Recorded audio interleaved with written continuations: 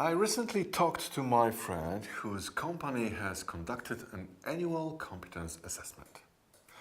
He shared his opinion that such a study makes absolutely no sense because both he and his boss answered the same set of questions while working in different positions and in different conditions.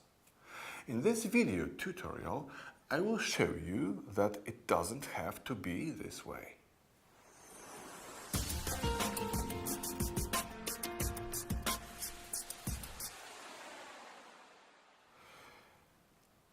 Most of the existing methods of the organizational competence measurement are based on some generalized assumption. Regardless of whether the competencies are described through definitions of different application levels of a specific competence or whether they are defined by a set of specific behaviors, the assessment sheet is the same.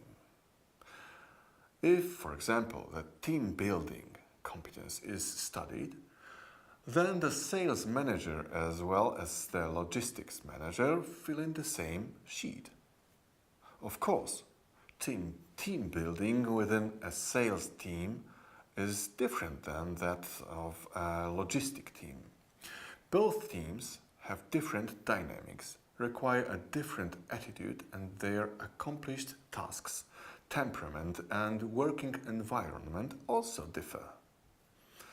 Analyzing the above example, we arrive at a clear conclusion in order to increase the clarity and value of the competence study for the tested individual and their environment. The study should be carried out in relation to context in which a given competence is expected.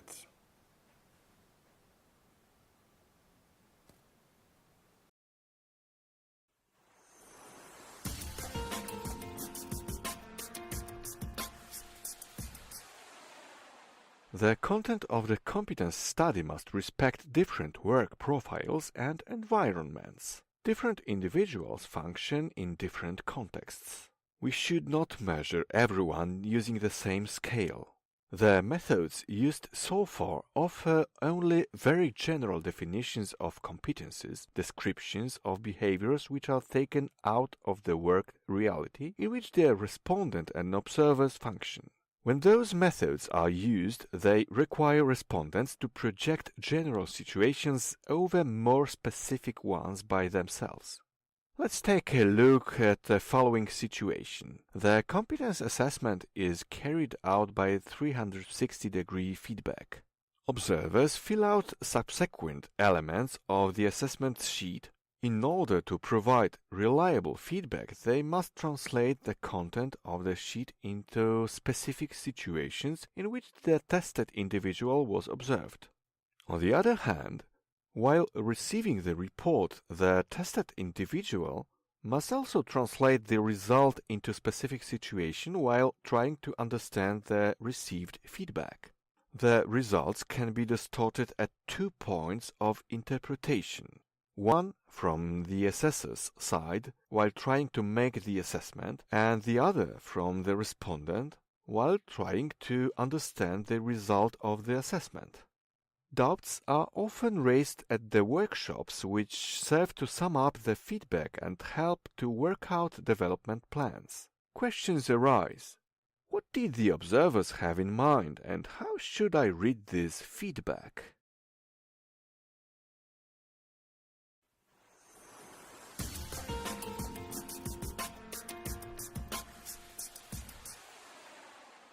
Taking the above into consideration in developing our method of competence assessment in the work context, we proposed to base our study on specific adequate situation descriptions which are related to the workplace reality.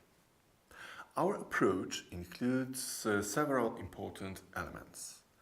The approach to competence management proposed by us requires short intervals, fast changes and speedy development of the right competences.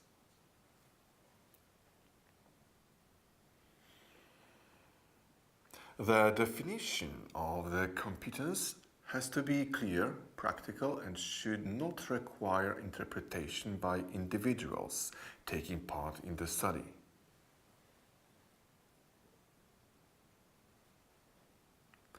The classic ways of describing the competencies by definitions or behaviors are not sufficient. We should be far more precise, so with that we don't leave any space for interpretation. The language we offer in this case is the language of specific situations.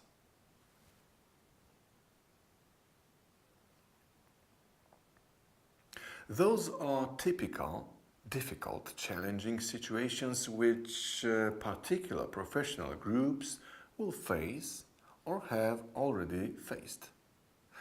Such situations reflect the company reality as well as specific actions and reactions expected by the company.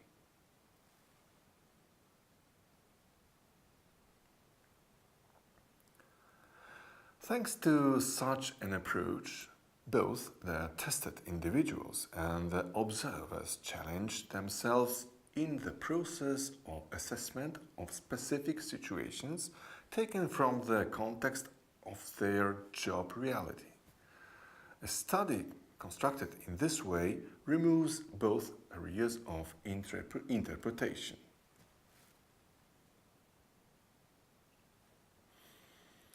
The assessor doesn't have to interpret the questions in the sheet, but only share his observations regarding specific situations.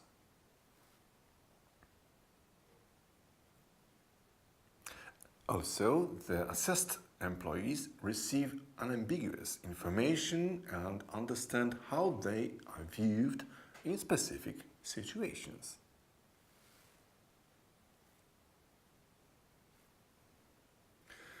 Studies constructed in this way facilitate both the process itself and also the acceptance of given feedback.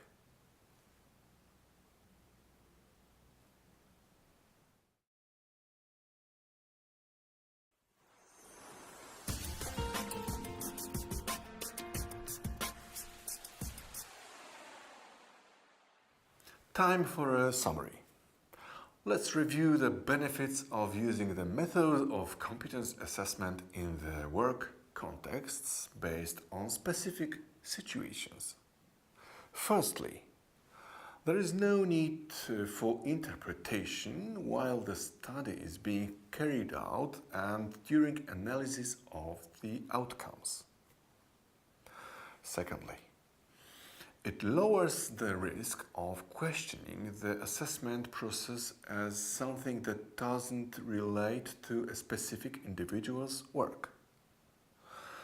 Thirdly, the tested individual receives clear, precise information about the company's expectations towards them.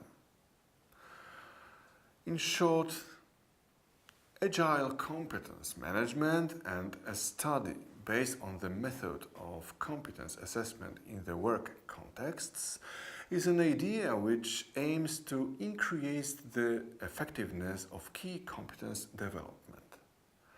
To find out more, please take a look at my other video tutorials.